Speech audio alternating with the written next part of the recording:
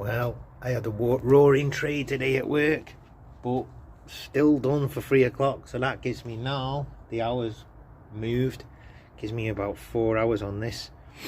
So I'm back at the seat frame again. Had a day off yesterday because it was fucking Mother's Day.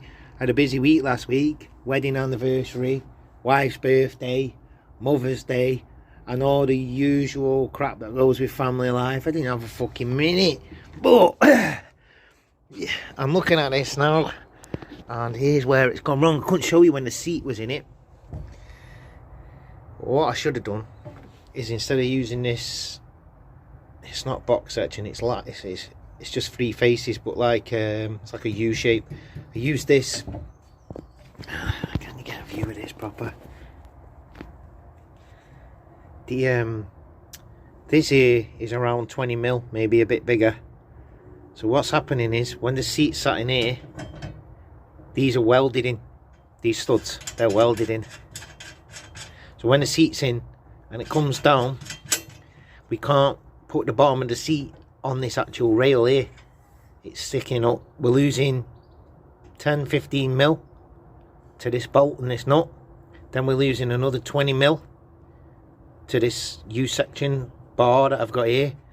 So what I should have had is a flat bar coming across, and then rethought these so they didn't stick up, and that will give us 30 mil, and it's only 30 mil, but it'll just bring the seat down when it needs to be, because the seat is a layback anyway on an angle. It's running down like that, so the back sits lower than the front anyway.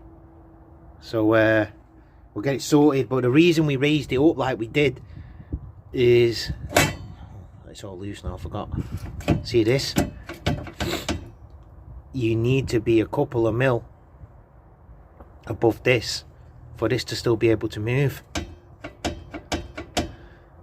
If you weld straight onto it, it don't move. If it don't move, no one other than me will fit in the seat, because I am short. I'm telling you, I'm short. So no one else will fit in it, and we need it where other people might be able to drive it and such. So I'll have another stab at it again. I'm going to pull it out now, send the grinder through those tack welds, and I'm going to see if I've got any flat bar. If I haven't got any flat bar, I'm going to cut these ones down the side with an angle grinder, and weld them back on, and then I'm going to sit it back in again. Plus we want to be going out that way over there, because when it was bolted in, it was hitting the B pillar, so we need to send the seat over that way a bit too. So basically, complete redesign. Oh, and I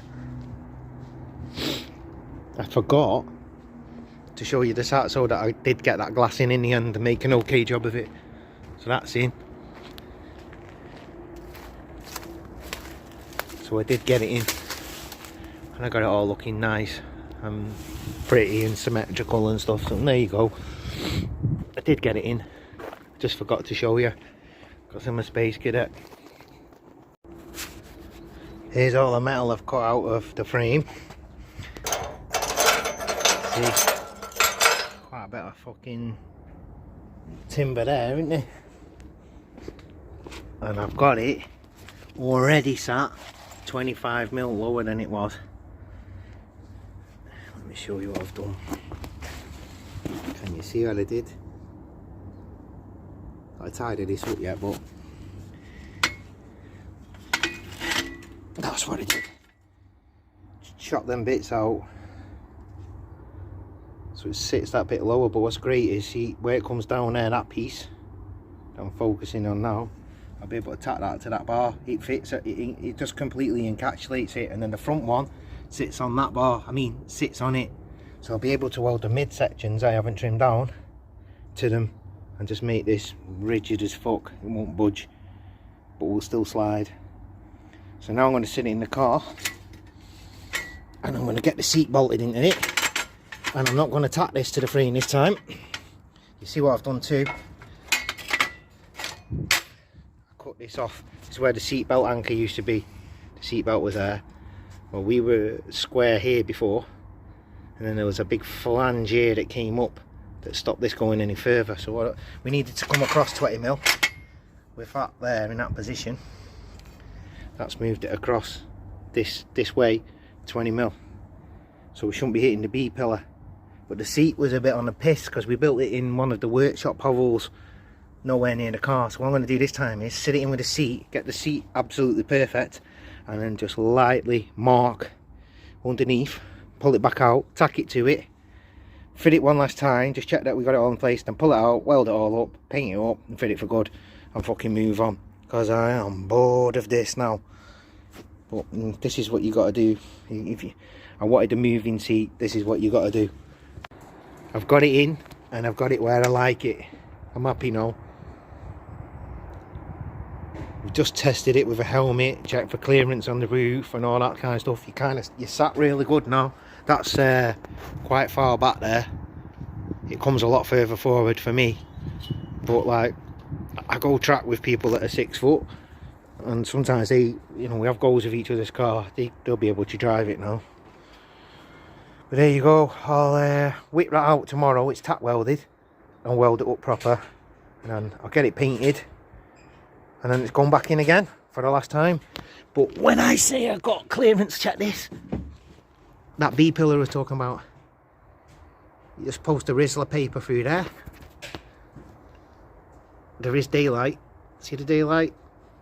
And you can push that through the upholstery. So I'm happy. Before it was here and the door wouldn't shut. It's dead square with the seat. Over this side, see, you couldn't really, there's no more room along the side of the tunnel there. There's enough room now. It's about 3 mil of clearance, something like that, 3-5 mil of clearance, and it slides past the tunnel without taking anything out. It's dead central in the centre of the car. A lot of these 90s Fords, you'll know a Fiesta and stuff, if you've ever seen the Fiesta Mark 1 or 2. The steering wheel's offset to the seat. It's really fucking weird. And it's the same in these Sierras, but now I've got it dead central. So that's another bonus of doing this. I'm going to make a checkered floor. You won't even see that floor anymore there. It'll all be checkered plate. And that'll just be riveted onto that steel I've made good. And that'll be it. I'll move on to the alternator brackets then. Small patch on the sill outside, small patch underneath outside. They're easy, they're just nice flat areas to do. Bit of a buff up, bit of a service, and I'm just going to take it round all the tracks then. So that's all ready. This ready, and then I'm going to get on the Beamer, which I keep threatening. But I'm just trying to finish this first, because the Beamer, I've got everything laid out. The Beamer's pretty easy, so I'm trying to do the hard stuff first. But this was boring, but I'm happy. I'm really happy with that now. It's mad to think, innit? That seat was triple what I paid for the car. Crazy. If the weather stays on like this tomorrow and work stays on the trajectory it's on, I'm going to pull this out tomorrow. So a little glimpse of what's happening tomorrow. Wet your beak a little. Mark 1 Escort, obviously, unless you've been on another planet and you don't know what one of these is. I don't know, everyone wanks off over them, don't they?